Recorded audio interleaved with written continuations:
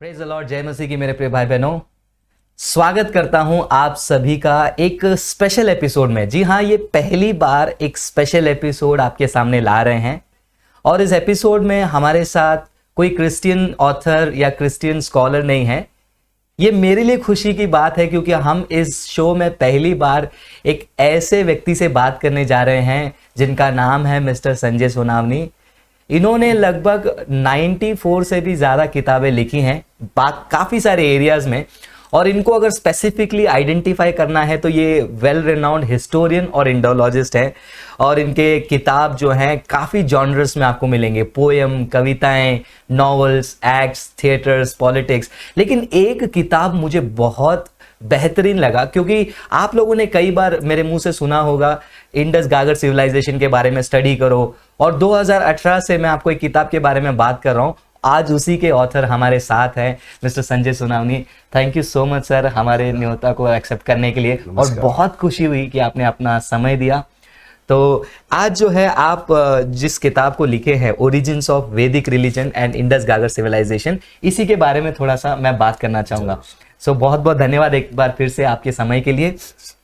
तो सर कुछ सवाल मैं आपसे पूछना चाहूँगा, और अगर आप कंफर्टेबल है तो वो सवालों का जवाब थोड़ा संक्षेप में देंगे तो हमारे ऑडियंस को इतिहास को और एकेडमिक को समझने में आसानी होगी। जो ये बुक मैं पढ़ रहा था, मुझे एक थोड़ा सा अलग ही फील आया क्योंकि जब मैं ये वैदिक रिलीजन के बारे में या फिर इंडस सिविलाइजेशन के बारे में स्टडी कर रहा था, काफ़ी सारे थियरीज आ रहे थे। आर्यंस इन्वेड किए, आर्यंस माइग्रेट हुए, one nation, one religion, one culture. तो सर ये आपका जो है ना, ये टोटली हटके है सभी क्लेम से।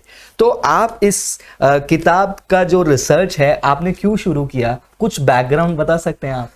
जैसा कि आपने कहा कि काफ़ी कंफ्यूजन था जी। Migration theory, invasion theory and indigenous Aryan theory, जो यहाँ के आरएसएस के लोग हमेशा लगातार रटते जा रहे हैं कि वो कहते हैं कि आर्य यहाँ के थे, यहाँ से यूरोप तक गए। यूरोपियन स्कॉलर्स कहते हैं कि सेंट्रल एशिया से आर्यंस ने पहले माइग्रेशन क्या कहते, इन्वेजन क्या कहते थे, बाद में माइग्रेशन क्या कहने लगे, बाद में ट्रिकल डाउन थ्योरी से, यानी कि हिस्से हिस्से में वो अलग अलग समय पर भारत आए, ऐसा कहने लगे। मैं ये सोचा कि इतना एक ही थ्योरी है कि आर्यन यहाँ के है या नहीं है, नंबर वन, और वो माइग्रेशन क्या है, इन्वेजन क्या, और 150 साल हो गए लगभग। 150 सालों में इसका आज तक जवाब नहीं मिला। दूसरी बात, ये जो रेशियल थ्योरी है कि आर्यन रेस, ये वेदर इट इज ट्रू और नॉट, ये बहुत बड़ा मुद्दा है ना। कि एक बार 1952 में जिनेवा की परिषद में ये डिक्लेरेशन आया है कि वंश नाम की कोई थ्योरी नहीं है। अच्छा। कोई कोई वंश नहीं है। सारे जो पृथ्वी पर जो भी इंसान आज रह रहे हैं, they are descendants of homo sapiens. So there is no racial difference between human to human. जो भी जो कलर में या ऊंचाई या तो थोड़े बहुत फर्क दिखते हैं, उनकी खान पान पद्धति, उनका माहौल, उनका जो जियोलॉजी है वो अलग अलग होती है ना, भूगोल अलग अलग होता है, तो उससे वो फर्क आए हैं। मगर अगर हमारे पूर्वज अगर हम देखेंगे तो होमोसेपियन ही है। तो इतना होने के बावजूद भी ये लोग आर्यन शब्द की रट क्यों लगा रहे हैं, number one. Number two, Saraswati नदी जो है जी। ये कभी कहते हैं वो घग्गर नदी ही सरस्वती है, कभी कहते हैं कि अफगानिस्तान की है। तो असलियत क्या है, ये सवाल था।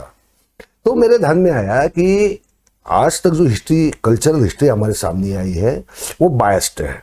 अच्छा। और बायस होने की वजह से क्या हो गया है कि कुछ सबूत जो सामने दिख रहे हैं उसका मतलब बहुत अलग ढंग से निकालने की कोशिश की गई है। ऋग्वेद के अर्थ भी अलग अलग ढंग से लगाने की कोशिश की गई है। अच्छा। अपना मुद्दा आगे ले जाने के लिए लोग करते हैं ना कि शब्दों के अर्थ बदल देते हैं, अलग अलग अर्थ निकालते हैं उसके। तो ये सारा कंफ्यूजन है। तो सही क्या है, इन्वेजन हुआ या नहीं हुआ, माइग्रेशन हुआ या नहीं हुआ, ये रिलीजन यहाँ का है या नहीं है, सरस्वती नदी यहाँ की है या नहीं है, और अवेस्ता और ऋग्वेद में क्या संबंध है जी।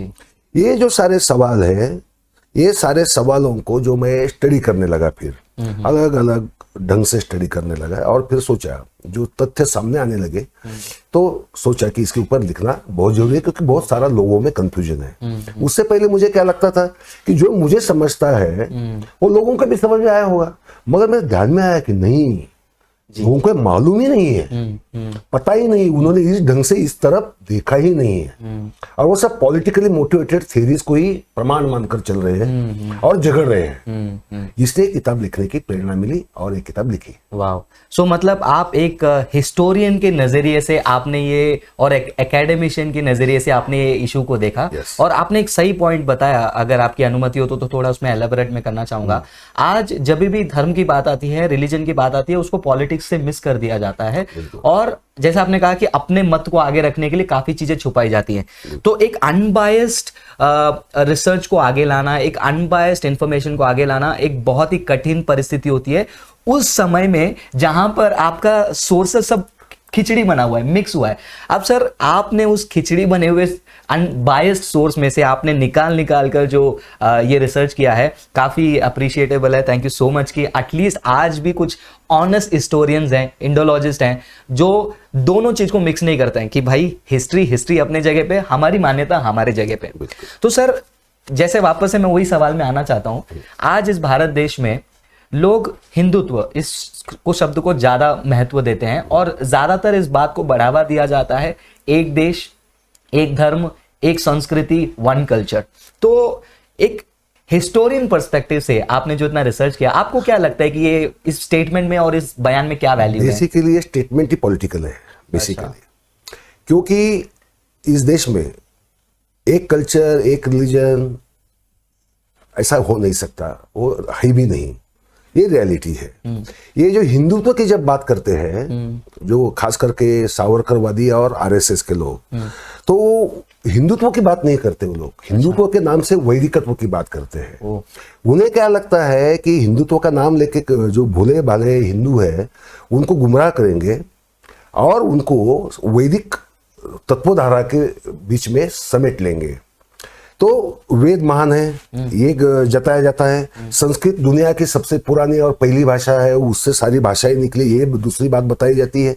तीसरी बात ये बताई जाती है कि हिंदुस्तान को कल्चर दिया वो वैदिक लोगों ने दिया, और जो भी यहाँ है, यहाँ का है, इंक्लूडिंग इंडस कल्चर, ये सब वैदिकों की है, वैदिकों ने बनाई। आज तक अभी जो राखी गढ़ी में अनुसंधान हुआ, जो शिंदे थे, वसंत शिंदे, डॉक्टर वसंत शिंदे, उन्होंने भी बाहर यही बातें कही, यही बातें लोगों के दिमाग में बस गई। मगर उन्होंने जो प्रबंध लिखा था, जो थीसिस लिखा था, नेचर और साइंस में जो पब्लिश हुआ, उस पर बहुत ही अलग, उसका कोई संबंध ही नहीं है। तो इतना झूठ क्यों, इतना झूठ क्यों? क्योंकि ये वैदिकत्व, हिंदुत्व की बात है, वैदिकत्व की रही, कल्चर की बात। मैं कहूंगा कि यहाँ दो रिलीजन है, एक वैदिक रिलीजन है और एक हिंदू रिलीजन है। जिन्हें हम बहुजन कहते हैं वो हिंदू है, और जिन्हें हम अभिजन कहते हैं, अच्छा, वो वैदिक धर्मीय है। क्योंकि अगर हम धर्म संस्कार की भी बात लेंगे तो वेदोक्त संस्कार होते हैं, वो वैदिकों के लिए होते हैं। बहुजनों के लिए वैदोक्त संस्कार नहीं होते। अच्छा, बिल्कुल नहीं, उनको पुराणोक्त संस्कार होते हैं। ये आई थिंक सुनने वालों के लिए एक शॉकिंग इंफॉर्मेशन होगा। यस, ये तांत्रिक संस्कार होते हैं। जो हिंदुओं को जो संस्कार या बहुजनों के ऊपर जो संस्कार होते हैं वो तंत्रोक्त होते हैं, पुराणोक्त होते हैं। अच्छा। वेदोक्त कभी नहीं होते। वेदोक्त की उन्हें कोई अनुमति है ही नहीं। इतना ही नहीं, उन्हें वेदों का अधिकार भी नहीं। अगर एक ही धर्म होता था, जैसे क्रिश्चियन हो, किसी भी पंथ का हो, प्रोटेस्टेंट हो, कैथोलिक हो और कोई हो, बाइबल के ऊपर तो सबका अधिकार है। मगर अगर ये लोग जो बोलते हैं कि हिंदू धर्म जो बना है वेदिक धर्म से बना है, तो वेदों का अधिकार सबको होना चाहिए था। सही बात है, वो है नहीं। वेदों का संस्कार सबको होने चाहिए, वो है नहीं। इसका मतलब सीधा साधा साफ साफ है कि दो धर्म मूल रूप से अलग है, मगर इनकी संख्या बहुत ही कम है। अच्छा, ये कम संख्या को अपना एक संरक्षक कवच, सुरक्षा के लिए, अपनी सुरक्षा के लिए हिंदुओं का इस्तेमाल करते आए हैं। इसलिए उन्हें राम से लेना देना है, शिव से लेना देना नहीं होता। अच्छा, क्योंकि शिव ये बहुजनों की देवता है। आप किसी भी किले पर जाइए, किसी भी पुरातन जगह पे जाइए, आपको शिवलिंग मिलेगा ही मिलेगा। विष्णु नहीं मिलेगा आपको, इंद्र नहीं मिलेगा आपको, वरुण नहीं मिलेगा आपको, नासत्य वगैरह बाकी उनके 645 देवता वैदिकों की, एक भी हिंदू उनको पूछता नहीं है, तो धर्म अलग हो गया। तो ये जो लोग बोलते फिर कल्चर एक कैसे हो गया जी, धर्म अलग हो गए तो कल्चर एक है ही नहीं। और दूसरी बात ऐसे है अपने भारत में कि नॉर्थ ईस्ट है जी, साउथ है, महाराष्ट्र जैसा बीच का इलाका है जहाँ दोनों कल्चर का संगम हुआ है, और नॉर्थ है। और नॉर्थ में भी कश्मीर अलग पड़ता है, राजस्थान अलग पड़ता है, बंगाल अलग पड़ जाता है, बिहार अलग पड़ जाता है, ओडिशा भी अलग पड़ जाता है। तो कल्चर एक कहाँ है? कल्चर एक हो नहीं सकता, क्योंकि कल्चर अपने अपने भूगर्भ शास्त्र के रूप से, जियोलॉजी के अनुसार, भूगोल के अनुसार, पर्यावरण के अनुसार कल्चर भी अलग अलग बन जाता है। घर की रचना जो होती है, वास्तुशास्त्र, वो भी अलग अलग बन जाता है। कोकण के घर और महाराष्ट्र के घर एक जैसे नहीं होते, और पश्चिम महाराष्ट्र में जो है वो विदर्भा में नहीं होते या खानदेश में नहीं होते। तो कल्चर कितने कल्चर है इस देश में। तो एक कल्चर की क्या बात करें आप लोग, गलत बात कर रहे हो। राइट राइट, एक कल्चर है ही नहीं, भाषा भी एक नहीं है। दूसरी बात अभी साउथ में तो द्राविडियन लिंग्विस्टिक ग्रुप की भाषा है, नॉर्थ में सोकॉल्ड आर्यन ग्रुप की भाषा है। मैं सोकॉल्ड इसलिए कह रहा हूँ कि आर्यन ग्रुप की भाषा है ही नहीं। अच्छा, इन्हें वर्चस्व वाले सुप्रीमेसिस्ट मेंटालिटी के जो लोग हैं उन्होंने आर्यन शब्द का बहुत गलत इस्तेमाल किया है। आर्यन शब्द का अर्थ उन्हें लगता है कि जो बहुत ही बुद्धिमान, बुद्धिशाली, सुपरमैन, सुपर ह्यूमन, ऐसी एक प्रजाति है, अलग प्रजाति है। तो वो सबके ऊपर राज करती है, जिसके ऊपर कोई राज नहीं कर सकता। इसलिए जो सुप्रीमेसिज्म, जो फेल्स है, एकदम गलत है, जो बेवकूफी है एक ढंग से। तो भी आज भी आर्यन ग्रुप ऑफ लैंग्वेजेस से शब्द ना only Indians, north Indians, but European भी इस्तेमाल करते हैं जी, क्योंकि आर्यन शब्द इनको बहुत अच्छा लगता है अपनी सुप्रीमेसी दिखाने के लिए। तो एक कल्चर नहीं है, एक भाषा नहीं है। आप संस्कृत की बात करते हो, संस्कृत भारत में कोई बोलता नहीं है, वो तो डेड लैंग्वेज है। बोलते हैं नासा कंप्यूटर में वो लैंग्वेज को इस्तेमाल करने वाला है, तो ऐसा कोई रिपोर्ट नहीं है, झूठ बोलते हैं। तो इनका सारा जो बेस है वो झूठ के ऊपर खड़ा है, झूठ के बिना पर खड़ा है, इस पे सच्चाई नहीं है। और लोगों की बात क्या होती है कि मुझे लगता था कि मुझे जो समझ रहा है सीरीज सबको समझना चाहिए, मगर लोग सचमुच नहीं समझते, क्योंकि बार बार जैसे गोबेल्स कहता था ना, एक झूठ 100 बार बताओ तो सच लगने लगता है, वैसा लोगों को यही सच लगने लगा है। तो ये बात है। तो इसलिए एक किताब लिखना भी जरूरी था, बोलना जरूरी था लगातार। और ये सच है, और उसको झूठला तो कोई आज तक सका नहीं है। ये किताब आके 6 साल हो गए। उसके बाद भी मैंने काफी किताबें लिखी। तलागिरी ने कोशिश की थी इसके खिलाफ लिखने की, मगर उसको तो मैंने जवाब दे दिया, संजीव सबलोक जी ने भी जवाब दे दिया। तो क्योंकि ये झूठ बोलते हैं, राइट, और झूठ को आप सच कर नहीं सकते कभी जिंदगी में। बिल्कुल। तो जैसे आपने वो पॉइंट कहा, जब ये आपका बुक मैं देख ही रहा था, पढ़ ही रहा था, उतने में मुझे वो तलागिरी साहब का किताब का भी आइडिया मिला। फिर मैं एक सेकंड के लिए रुका, मैंने बोला ठीक है, नहीं अब इसका रेफ्यूटेशन देखते हैं।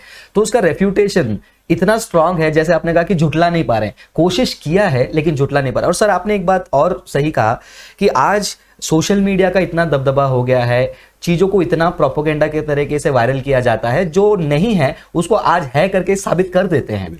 और ऐसे टाइम पे मेरे प्रियो, ये जो किताब है, देखिए स्पेशली अगर आप ये मत सोचना कि हम इस किताब को एंडोर्स कर रहे हैं, हम अनबायस्ड हिस्ट्री की बात कर रहे हैं, हम उस रिसर्च के बारे में बात कर रहे हैं जो सर ने जो है मेहनत किया हुआ है। अब आई एम श्योर इसके वजह से आपको काफी सारी चीजों को सुनना भी पड़ा रहेगा। बहुत ज्यादा बहुत गालियां खानी पड़ी, मगर वो सिर्फ फोन करके या सोशल मीडिया में, मगर सिर्फ गालियां कि मैंने कुछ स्टेटमेंट गलत लिखा है या कोई इंफॉर्मेशन गलत लिखी, ऐसा एक नहीं भी आज तक कोई माई का लाल नहीं आया ऐसा कहने का कि आपने ये गलत लिखा है, ये ऐसा नहीं है। एकेडमिक पर्सपेक्टिव से मोस्टली आज आते नहीं है, दैट इज द दिक्कत, that is the problem. So sir आप अभी अपने डिस्कशन में आपने ये आर्यन थियरीज के बारे में बात किया, तो आप वो डिफरेंस दिखा पा रहे हैं।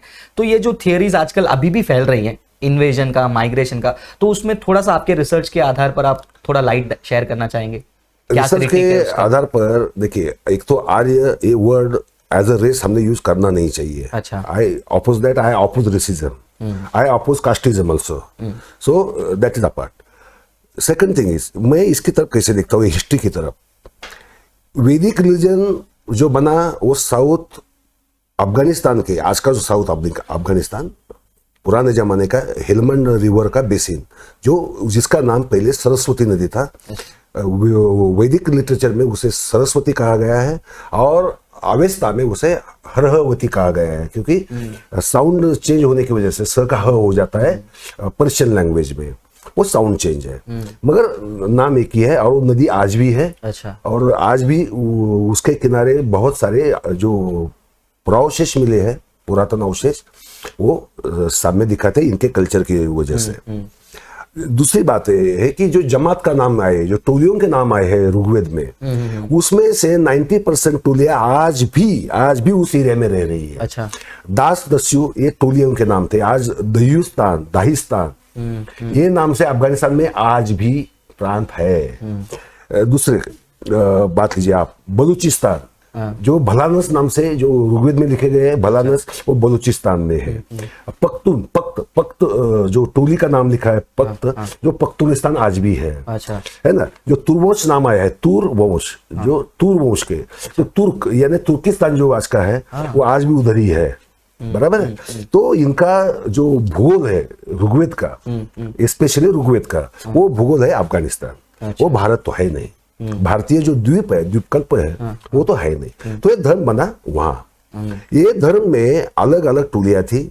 अवेस्ता के जो धर्म था अहुर माजदा का, जो जरतुष्ट्र ने उसका रिवाइव किया, वो उसने स्थापन नहीं किया, ही जस्ट रिवाइव्ड दैट रिलीजन, तो वो पहले से ही था। तो दोनों धर्म ग्रंथों में भी समानता बहुत ज्यादा है। अच्छा। ऋग्वेद में जो देवताएं हैं वो वहां असुर है, और वहां जो असुर है वो यहाँ देवताएं हैं। ओके। पूजनीय देवता है। नॉट ओनली दैट, जरतुष्ट्र का नाम ऋग्वेद में आता है, जरूत करके। अच्छा, वो आता है। नॉट ओनली दैट, जो नोड्यस गौतम नाम का ऋषि है, जो ऋग्वेद का ऋचा लिखी है नोड्यस गौतम ने, वो नोड्योंगा गौतम इस नाम से अवेस्ता में आता है। और नोड्यस गौतम ने जरतुष्ट्र के साथ वाद विवाद किया, चर्चा की, धर्म चर्चा की, और उसमें वो हार गया, ऐसा अवेस्ता में लिखा है। अच्छा। सच में और कुछ हो सकता है, मगर नाम आया है, बराबर नाम आया है। तो इसका मतलब ये हुआ है कि अवेस्ता के रचयिता और अवेस्ता का अहुर माजदा का धर्म रखने वाले लोग, और ऋग्वेद का यज्ञ करने वालों का जो धर्म था, यज्ञ कर्म करने वाला, उनका धर्म आस पास में बगल बगल में जन्मा, बढ़ा, पैदा हुआ। इन दो धर्मों में बहुत सारे लड़ाइयाँ हुई, उसका जिक्र ऋग्वेद में आया ही है। अच्छा। हाँ, तो फिर भारत में ये लोग कैसे आए? ना इन्वेजन हुआ ना माइग्रेशन हुआ। जब अवेस्ता का धर्म फैलते फैलते सिस्टान या हेलमंड रिवर के बेसिन तक पहुंच गया, काफी राजाओं ने उस धर्म को समर्थन दिया, तो इन वैदिक लोगों को सिमटते सिमटते सिमटते उनको कुछ लोग अहुर माजदा धर्मी बन गए। अच्छा। पारसी बन गए। कुछ लोगों ने मगर अपने पुराने धर्म से निष्ठा रखकर मगर वहां रह नहीं सकते, उन्हें छोड़ना पड़ा, और वो शरणार्थी के रूप में भारत आए। ये इन्वेजन नहीं कह सकते, इन्वेजन नहीं, माइग्रेशन नहीं कह सकते। राइट। दिस इज जस्ट एक जगह से दूसरी जगह पर जिंदगी जान बचाने के लिए, अपना धर्म बचाने के लिए भाग जाना, रेफ्यूजी के जैसा, रिफ्यूजी की तरह। Yes yes. तो और वो मैं कह नहीं रहा हूँ, शतपथ ब्राह्मण ने ये जो मिथ है वो जतन करके रखी है। अच्छा। वो आया कौन? यहाँ आया विदेग माधव और उसका गौतम रहुगन, उसका पुरोहित। अच्छा। और उसके साथ उसका जो कबीला था, 100-150 लोगों का, उतने ही लोग से भारत आए। अच्छा। वो शूद्रों के राज में बसे, शूद्रों का राज था। शूद्र ये वर्ड कैसे आया, ये भी बहुत इंटरेस्टिंग है, क्योंकि ऐसा कहते हैं कि शूद्र हिंदू धर्म का चौथा वर्ण है, ये बात नहीं है। अच्छा। ये वहाँ शूद्रों का राज दूसरी तीसरी सदी पहले तक था। अच्छा। अलेक्जेंडर आया, उसने भी लिखा, उसका उनके साथ लड़ाई भी हुई। तो ये सारी बातें तथ्यों के आधार पर तथ्यों के आधार पर है, ये कोई इसमें कोई भी कल्पना नहीं है या तर्क भी नहीं है, ये तर्क के आधार पर है। तो शूद्रों के राज में आए, वहां आके बसे, वहां भी शरणार्थी करके बसे। अच्छा। इसलिए जो पुरुष सूक्त में शूद्रों का वर्णन आता है, एक समाज का एक हिस्सा, वर्ण नहीं। जैसे समाज में मेरे समाज के लोग हैं, उनका मैं जिक्र तो करूंगा ही करूंगा, मैं जिस समाज में रह रहा हूं उनका भी जिक्र तो आने ही वाला है। एब्सोल्युटली। तो वो आया, और शूद्र असुरों से पैदा हुए, और ये 3 वर्ण जो है इनके वैदिक धर्मों के, जो ब्राह्मण, क्षत्रिय और वैश्य, ये 3 वर्ण वैदिक धर्म के हो गए। तो वैदिक धर्म कहाँ रह रहा था? तो शूद्रों के बीच रह रहा था, इसलिए शूद्रों का जिक्र आया। अच्छा। अदरवाइज शूद्रों को वो पुरुष सूक्त में ओरिजिनली कोई हीन या ऐसा ये रेफरेंस ही नहीं है, वो बाद में आया। इन्होंने क्या किया, वो शूद्रों के बीच में है तो शूद्र शब्द वो बाकी लोगों को भी, भले वो आहिर हो, गुजर हो, आउंडर हो, पौंडर हो, मुतीब हो, शबर हो, द्रविड़ हो, सबको ही उन्होंने शूद्र ही कहलवाया। अच्छा, तो वो एक कॉमन टर्म बन एक गई। यूनिफिकेशन हो गया हाँ, आइडेंटिटी के लिए। जो एक जमात का नाम था हाँ। वो सबको मिल गया। अच्छा। जैसे सिंधु नदी के नाम से इंडिया को इंडिया नाम मिल गया ना, राइट राइट है कि नहीं? जी। उसका मतलब क्या था, सिर्फ सिंधु नदी से परे जो लोग रह रहे हैं वो सिंधी लोग हैं, हिंदी लोग हैं, राइट। और उससे इंडिया नाम बना। मालूम कहाँ था कि साउथ इंडिया कहाँ है, नॉर्थ इंडिया कहाँ है, पूर्व का भारत कैसा है, मालूम भी नहीं था। तो इनका भी ऐसा ही था। अच्छा। तो मनुस्मृति में भी उसके उदाहरण मिलते हैं। मनुस्मृति में साफ साफ लिखा है, जो फिर वो लोग शूद्रों के रास्ते उठकर आर्यावर्त में आए, यानी कि कुरु पांचाल प्रदेश में।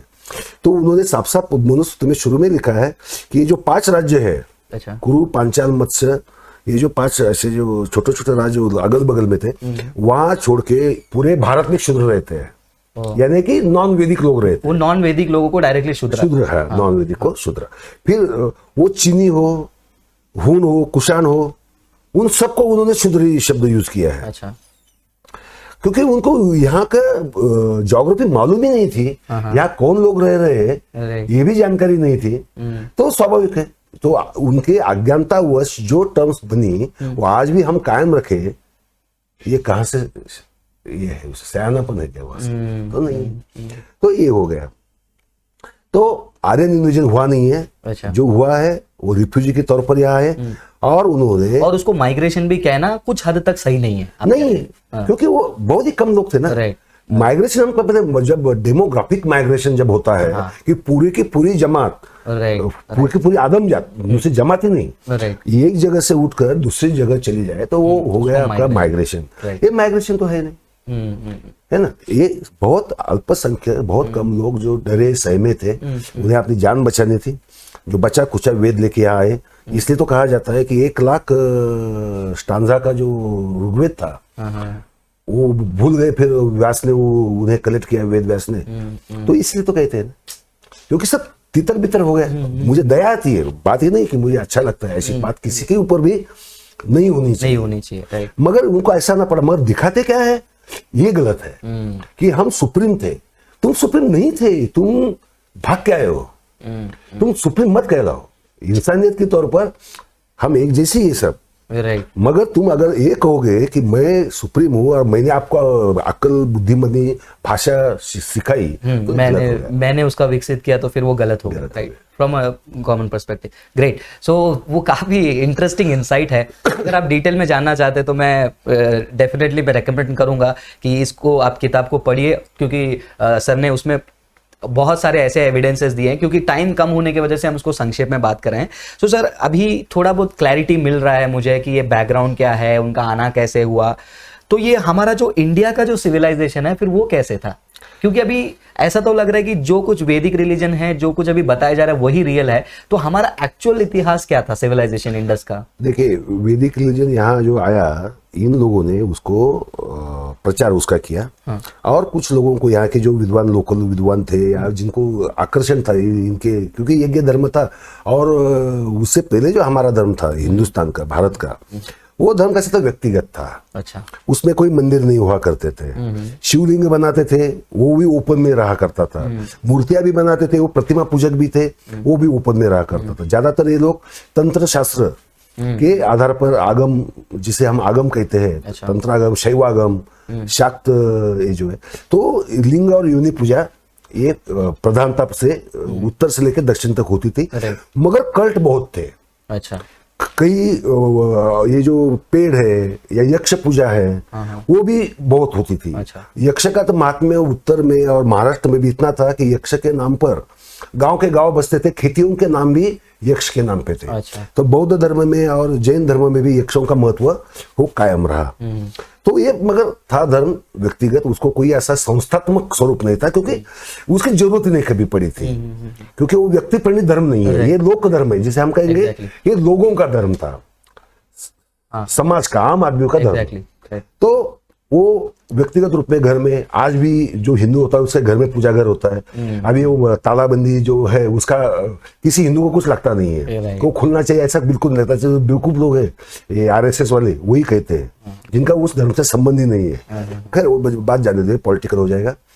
मगर बात यह है कि जो धर्म था, जैसे सिंधु संस्कृति में हमें सबूत मिले हैं, वहां हम शिवलिंग के सबूत मिले हैं, तांत्रिक प्रतिमा के वृक्ष पूजा, वृषभ पूजा, जल पूजा, ये जो आज भी हिंदू करता है आम हिंदू, वो सारे सबूत वहां मिले हैं। तो वो धर्म था। और तत्व ज्ञान जो होता है, तत्व ज्ञान और धर्म एक्चुअली दोनों बातें अलग होती है। अच्छा। तत्व ज्ञान शायद ही धर्म से जुड़ा हुआ होता है। तत्वज्ञ किसी न किसी धर्म का होता है, ये बात सही है, मगर वो सेक्युलर होता है हो सके तो ऐसे तत्व ज्ञान की भी बहुत शाखाएं थी।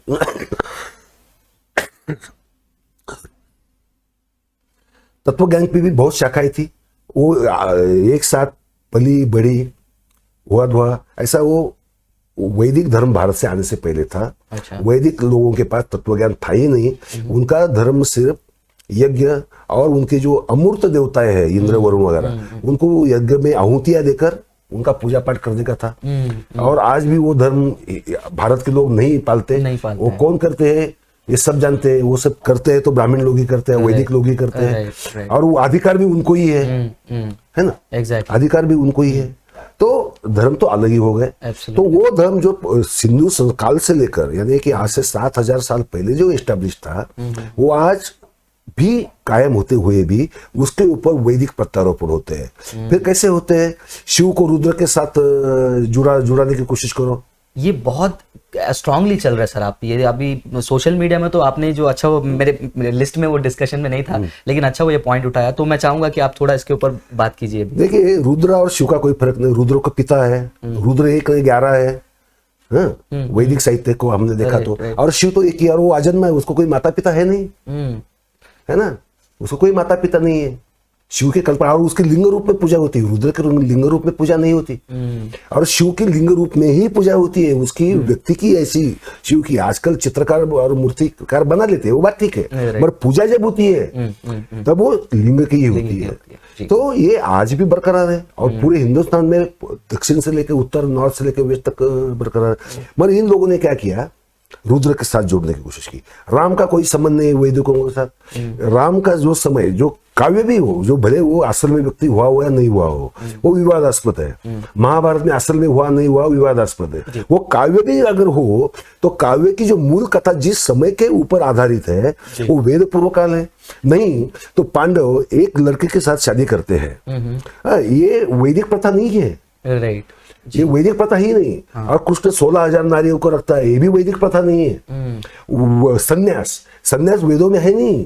अच्छा। संन्यास वैदिक धर्म में जिसको पुत्र नहीं है उसको स्वर्ग ही नहीं मिलता। अच्छा। इसलिए महाभारत में एक कथा आती है कि उस जरत्कारू नामक एक ऋषि था, उसके पुरखे ऐसे लटक रहे थे उल्टे। क्यों? क्योंकि उसने शादी नहीं की। अच्छा। तो वो स्वर्ग नहीं जा सकते।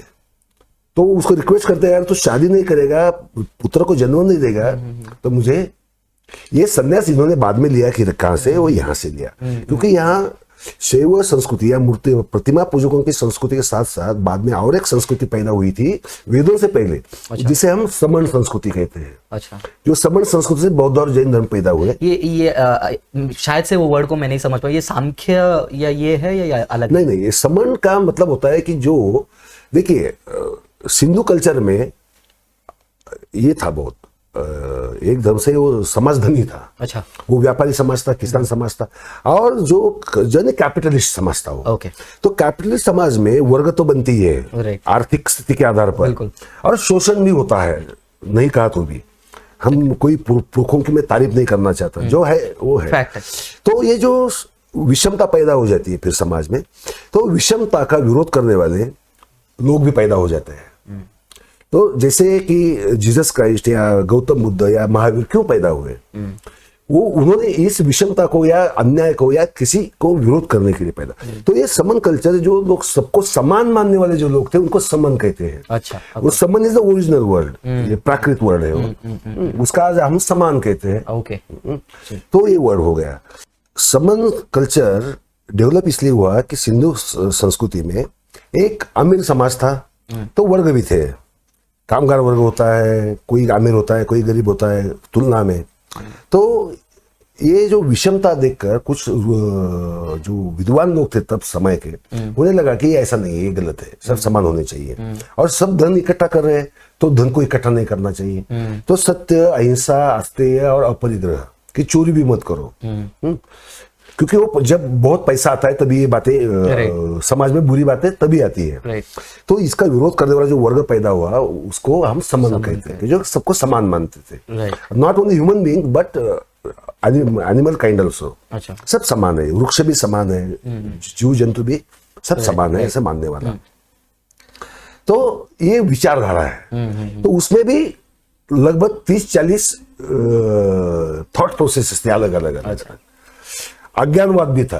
एक वर्ग तो ऐसा कहता था कि ज्ञान लिया तो दुख ज्यादा बढ़ता है, ज्ञान से स्पर्धा आ जाती है, ज्ञान से गर्व होता है, और ऐसा होकर भी ज्ञान क्या है इसकी व्याख्या कोई नहीं कर सकता, इसलिए अज्ञानी रहो। ये भी ज्ञान है, ये कहना भी ज्ञान है, एब्सोल्युटली, बिल्कुल। मगर इसके 63 उपपंथ थे, सबसेक्ट्स। अज्ञानवाद के 67 सबसेक्ट्स थे। तो इसका मतलब कि विचारों की ये सब भरमार थी। कब? ये वैदिक लोग तक भारत में आए ही नहीं थे। ये आए कब? ईसा पूर्व 1200-1300 के दौरान कभी तो आए। उन्होंने पहले शूद्रों के राज्य में रहे, फिर कुरुपांचल में आ गए, और कुरुपांचल से फिर मगध में गए, और दूसरी सदी में, ईसा के बाद दूसरी सदी में साउथ इंडिया गए। तो इतना देर बाद गए। तो यहाँ का धर्म वेदों ने क्या, वेदों से जन्मा हुआ, ये कहना कितना गलत है ये आप समझ सकते हैं। बिल्कुल, है ना? क्योंकि आज भी हम वही पुराना धर्म इस्तेमाल ये कर रहे हैं। जो फिलोसॉफी है भारत की, वो फिलोसॉफी से इनका कोई संबंध नहीं। ये तो धन मांगते हैं। इनकी जो ऋग्वेद की ऋचाएं लो, सारी ऋचाएं धन दो, गाय दो, बैल दो, इसके लिए है। मेरे दुश्मन का सफाया करो, हिंसा से भरे हैं। तो इन लोगों में अहिंसा कहां से? राइट। तो ये इनकी थी नहीं। बाद में यहाँ आने के बाद वैदिक धर्म ने कुछ बातें यहाँ से अडॉप्ट की। वैदिकों की कोई बात अडॉप्ट नहीं की गई। मगर गुप्त काल के दौरान इन लोगों ने क्या किया, राज सत्ता में जाने की कोशिश की। फिर तो फिर मंत्रिमंडल में या प्रशासन में गए और ग्रंथ लिखने लगे, और सारे यहाँ के जो प्राकृत ग्रंथ थे करप्ट कर दिए। तो ये कहना उनके तरफ से गलत हो गया कि दूसरों ने ग्रंथों को बिगाड़ दिया, क्योंकि यूजुअली ये सुनने को मिलता है कि तुम लोगों ने हमारे वेद को बिगाड़ दिया, तुम लोगों ने हमारे धर्म ग्रंथ को बिगाड़। बट एक्चुअली देखा जाएगा तो मिश्रण उनके तरफ से किया गया है, उनकी सुप्रीमेसी को दिखाने के लिए। मैं एक ऋग्वेद की बात बताता हूँ जी। आज जो ऋग्वेद हमें मिलता है, आज जो उपलब्ध है जी, वो ऋग्वेद असली ऋग्वेद है ही नहीं, पहली बात। अच्छा। ये मैं अभी एक किताब लिखी है लैंग्वेजेस के ऊपर, तभी पता चली लिंग्विस्टिक्स के आधार पर ऋग्वेद की भाषा 7 बार बदली गई है। 7 बार। पहले उसकी अवेस्ता के करीब थी, फिर अवेस्ता प्राकृत का मिश्रण है, फिर उसमें साउंड चेंजेस और वो संधि होते हैं ना, वो बदल होके आज के वेद है। इवन पाणिनि के सामने जो वेद थे वो वेद और आज के वेद, इसमें भी कोई समानता नहीं है। तो वेदों को फिर बिगाड़ा किसने? पाणिनि ने बिगाड़ा, कात्यायन ने बिगाड़ा, किसने बिगाड़ा? इन्होंने बिगाड़ा नहीं, इन्होंने क्या किया, उसमें फेरफार करते चले गए। अच्छा। और यहाँ के लोगों को अपने लगे इसलिए, क्योंकि ये धर्म में जैसा कि मैंने बाहर बना था, तो यहाँ के लोगों को लगे कि चलो हम भी आपकी ये है, तो फिर रुद्र को शिव के साथ प्रस्थापित करो, विष्णु को राम के साथ ले जाओ, कृष्ण के साथ ले जाओ, क्योंकि वो यहाँ के बहुत मान्यता प्राप्त हीरोज थे। दे वर फोक हीरोज। ओके। इन्होंने उनको अवतार बना दिया, अच्छा, भगवान बना दिया। ओके। और आज क्या हो रहा है उसकी वजह से हम देखा है अभी 10-20 साल से। एब्सोल्युटली। तो ये विकृति हो गई। तो जरूरी ये किताब की इसलिए थी कि अगर असलियत लोगों को पता ना चले कि हमारा बौद्धिक और मानसिक नुकसान क्या हो रहा है, हमारी मान्यताएं गलत कैसे हो रही है, हम हमारी समझ में जो कल्चर है और असली कल्चर में क्या फर्क है, एग्जैक्टली ये दिखाना बहुत बहुत आवश्यक था। ये मैंने कर्तव्य समझा और ये दिखा। और मैं जैसे हम ये रिकॉर्डिंग से पहले बात भी कर रहे थे आपसे, आपने एक पॉइंट भी कहा, अगर हम इसके बारे में बात नहीं करेंगे तो इसका सीधा प्रभाव अगले जनरेशन में बच्चों में पड़ सकता है, जो इतिहास नहीं है वो इतिहास समझ के वो पढ़ने जा रहे हैं। बिल्कुल। तो वाकई में आपका ये जो रिसर्च है, आई होप पर्सनली कि काफ़ी सारे लोगों तक पहुंचे और वो लोग जाने कि क्या है रियलिटी। सर एक लास्ट क्वेश्चन, माफ़ी चाहूँगा बहुत ज़्यादा समय ले लिया आपका, एक लास्ट क्वेश्चन है। अभी क्लियरली पता तो चल गया कि ये ऋग्वेदा का थोड़ा बहुत कनेक्शन हमको अवेस्ता के साथ मिल रहा है, किस प्रकार का सिविलाइजेशन का हिस्ट्री था, तो ये बढ़ा कैसे भारत में, कैसे ये वैदिक रिलीजन फैला कैसे भारत में? ऐसा हो गया, वेद व्यास ने जो एक मिथिकल स्टोरी है, अच्छा, वेद व्यास ने जो विलुप्त हुआ था वेद, ऋग्वेद वो जमा किया, हाँ, 27 शिष्य बनाए, अच्छा, और उनको वो वेद राशि दे दी और वो प्रचार के लिए बाहर पड़ गए। पहले उन्होंने नॉर्थ में फैलाया, ओके, फिर Agasti was the first missionary of Vedic religion in South India. Okay, so Vedic religion के मिशनरी थे उस टाइम? ये मिशनरी थे। ओके, तो मिशनरीज को आजकल कुछ लोग बहुत, जो लोग विरोध करते हैं, हाँ, है ना, आरएसएस कितना विरोध करते हैं आप जानते हैं। राइट। तो पहले मिशनरी अगर भारत में आए तो वे वैदिक मिशनरीज आए, जिसे हम धर्म प्रचारक कहेंगे, धर्म प्रचारक कहेंगे, धर्म प्रचारक कहेंगे। और उन्होंने क्या किया, समाज में जाके जो लोग, यानी यहाँ के भी पुजारी थे ही ना, यहाँ के भी विद्वान थे, तो उन्हें आकर्षण क्या पड़ा कि ये जो यज्ञ का, जैसे कि मैंने कहा आपको कि हिंदू धर्म में ये व्यक्तिगत धर्म है जी, जबकि यज्ञ जो धर्म जो है वो सामूहिक है, क्योंकि यज्ञ होता है वो समूह से होता है। तो सामूहिक यज्ञ कांड किया और उसमें गूढ़ आकर्षण भी था, एक मिस्टिकल फैटल अट्रैक्शन कहेंगे आप, तो अट्रैक्शन भी आ जाता है, वो स्वाभाविक है, उसमें कोई गलत बात नहीं है, उसमें गलत भी नहीं कहूंगा। तो जो लोगों को अच्छा लगा वो लोग उस धर्म में चले गए। लगभग पहली दूसरी सदी तक एक कन्वर्जन की प्रोसेस चल रही थी। फिर यही लोग उनको कोई तो गोत्र दे देते थे, कोई तो मानदंड वगैरह वगैरह शाखा का बना लेते थे। अच्छा। वेदों की शाखाएं, बहुत शाखाएं उनकी, उसका बना लेते थे और वो कन्वर्जन हो जाता था।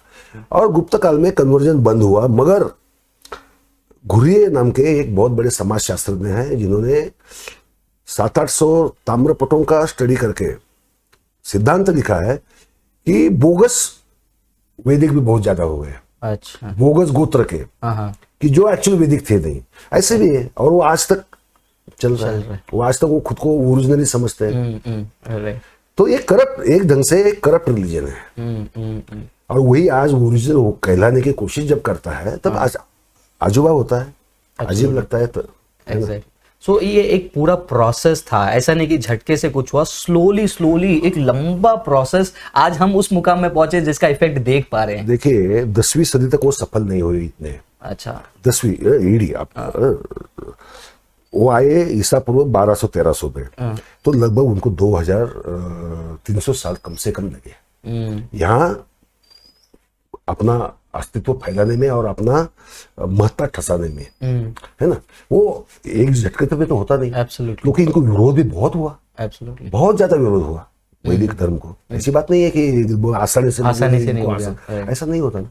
कल्चरल कॉन्फ्लिक्ट हुए बगैर, मगर ये कल्चरल कॉन्फ्लिक्ट वैदिक लिटरेचर से गायब है, मगर जो प्राकृत साहित्य है उसमें वो कल्चरल कॉन्फ्लिक्ट दिखता है। इवन आपने जो पुरा कथाएं हैं जिसमें हम सूर असुर संघर्ष कहते हैं, अच्छा, ये सूर असुर संघर्ष है, जो संघर्ष एक्चुअली इधर मिथकात्मक लिया गया है, मिथिकल बनाया गया है, but it is a real conflict.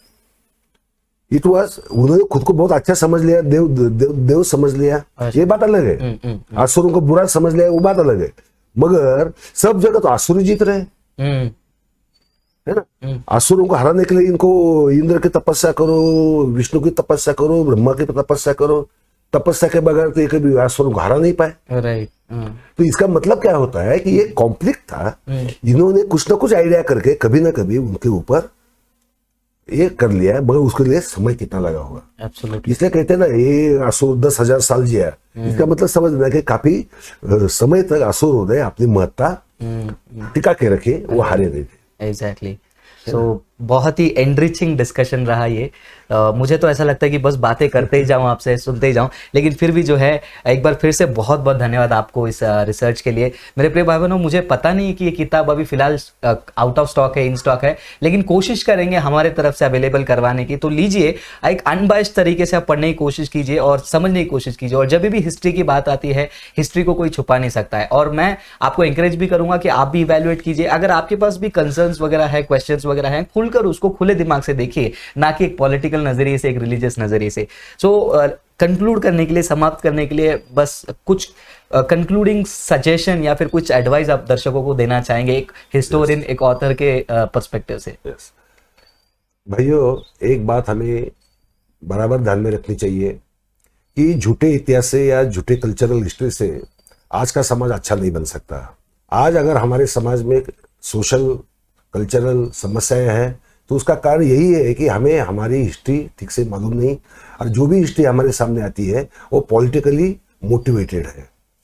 हमें साफ नजरिए से, अपने विवेक से, लॉजिक से, कल्चरल और हिस्टोरिकल बातों की तरफ देखना चाहिए। और हमारी आने वाली जो पुश्तें हैं वो किसी भी प्रभाव में आए बगैर अपना जीवन यापन कर सके, ऐसी पुश्त अगर हमें बनानी है आगे की आने वाली, तो हमें ही बदलना होगा। हमें इतिहास को ठीक नजरिए से देखना होगा, और हम अगर नहीं देखेंगे तो नुकसान हमारा है। और ये नुकसान, वित्तीय नुकसान तो आज का कल आप उससे उभर सकते हो, मगर जो कल्चरल हानि जो है उससे आप कभी बाहर नहीं आ सकते, उभर नहीं सकते। और जो कल्चरली गुलाम हो जाता है वो सबसे बुरा गुलाम होता है। उससे बुरी गुलामी कोई है नहीं। आप गुलाम मत बनिए और आप किसी के राजा भी मत बनिए।